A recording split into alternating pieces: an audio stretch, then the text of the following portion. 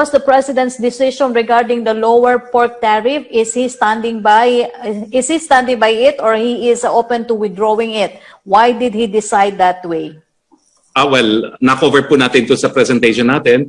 Pinanindigan na po ni Presidente yung desisyon ng kanyang mga economic managers at ng Department of Agriculture na magpapasok na 400,000 metric ton na sa pamamagitan ng MAV sa mas mababang taripa, no? At sabi naman ng Presidente, ito po ay number one, para maibsan nga yung kakulangan ng supply na naging dahilan kung bakit naging napakamahal ng baboy sa palengke. At pangalawa, ito po ay temporary, no? Habang hindi pa nare-repopulate ng mga local growers yung kanilang mga alaga dito sa ating bayan. No? At importante na maibaba sa lalong mabilis sa panahon ang presyo ng baboy kasi ito po ay nagko-contribute sa mataas na inflation rate.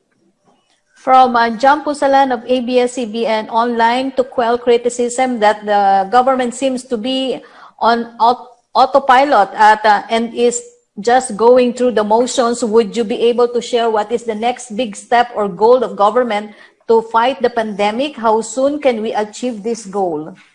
Ang naging strategiya po ngayon ay unang-una, pinalalakas po natin yung healthcare capacity natin. Kaya nga po, ngayong araw na ito, nagkaroon ng groundbreaking ceremony para sa isang 500-bed modular hospital for mild and moderate COVID, no? Diyan po sa Luneta. At patuloy po ang paggagawa natin ng additional beds dahil alam natin na bagamat kakaunti lang yung porsyento na nagkakasakit na kinakailangan hospital, dadami rin po yung numero habang dumadami yung mga numero. Alam po natin na ang kasagutan ngayon ay localized lockdown instead of itong malawakan pong MECQ, pero napilitan tayong gawin ito dahil nga kinakailangan nating mapalakas pa yung ating health system. No?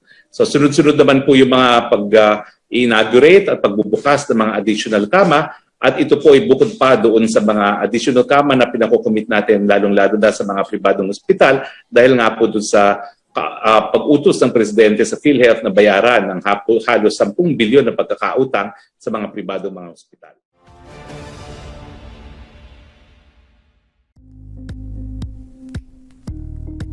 Thank you for watching Politico TV. Please like and subscribe to our channel for more videos.